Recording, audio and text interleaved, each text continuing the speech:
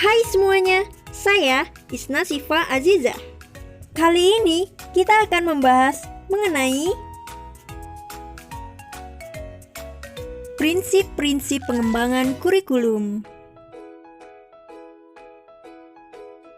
Yang pertama adalah pengertian prinsip pengembangan kurikulum, yaitu dasar-dasar yang harus dijadikan patokan dalam menentukan berbagai hal yang terkait dengan pengembangan kurikulum, terutama dalam fase perencanaan kurikulum atau kurikulum planning. Pada dasarnya, prinsip-prinsip tersebut merupakan ciri dari hakikat kurikulum itu sendiri. Esensi dari pengembangan kurikulum adalah proses identifikasi, analisis, sintesis, evaluasi, pengambilan keputusan, dan kreasi elemen-elemen kurikulum. Selanjutnya, yaitu macam-macam sumber prinsip pengembangan kurikulum. 1. Data empiris atau empirical data. 2. Data eksperimen atau eksperimen data. 3. Cerita atau legenda yang hidup di masyarakat. 4. Akal sehat atau common sense. Data empiris merujuk pada pengalaman yang terdokumentasi dan terbukti efektif. Data eksperimen menunjuk pada temuan-temuan hasil penelitian. Data hasil temuan penelitian merupakan data yang dipandang valid dan reliable, sehingga tingkat kebenaran lebih meyakinkan untuk dijadikan prinsip dalam pengembangan kurikulum. Adat kebiasaan yang hidup di masyarakat. Selanjutnya, hasil pertimbangan dan penilaian akal pikiran atau common sense. Poin berikutnya adalah tipe-tipe prinsip pengembangan kurikulum, yaitu tingkat validitas dan reliabilitas prinsip yang digunakan. Hal ini kaitannya dengan sumber-sumber dari pengembangan kurikulum itu sendiri. Maka, prinsip-prinsip pengembangan kurikulum itu bisa diklasifikasikan menjadi 3 tipe prinsip, yaitu antara lain 1. Anggapan kebenaran utuh atau menyeluruh, whole truth, adalah fakta, konsep, dan prinsip yang diperoleh serta telah diuji dalam penelitian yang ketat dan berulang, sehingga bisa dibuat generalisasi dan bisa diperlakukan di tempat yang berbeda.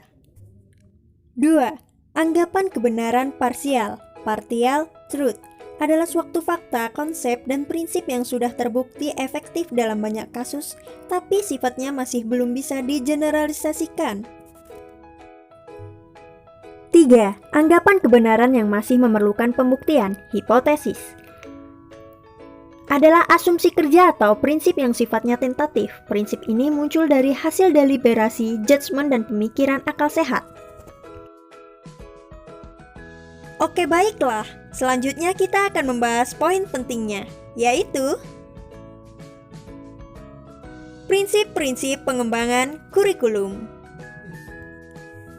yang terdiri dari 1. Prinsip umum biasanya digunakan hampir dalam setiap pengembangan kurikulum dimanapun. 2. Prinsip khusus artinya prinsip yang hanya berlaku di tempat tertentu dan situasi tertentu.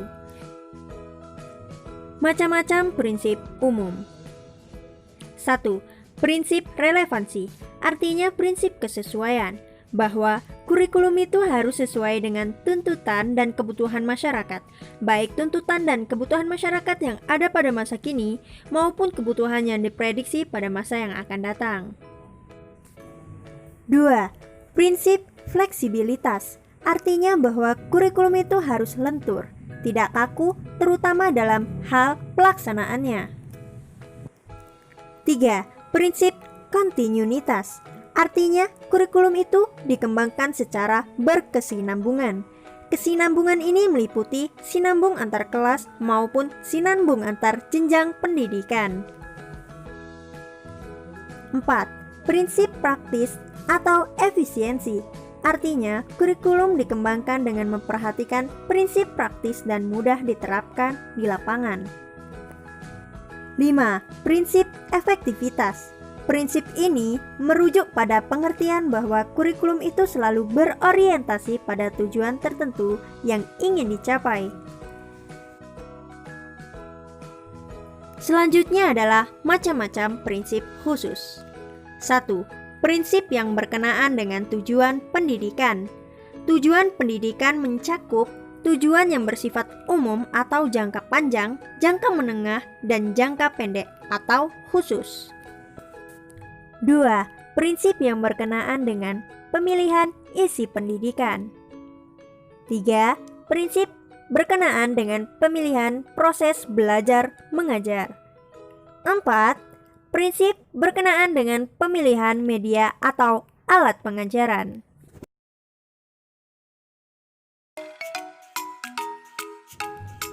Itulah tadi apa yang dapat saya sampaikan mengenai prinsip-prinsip pengembangan kurikulum. Saya Isna Sifa Aziza.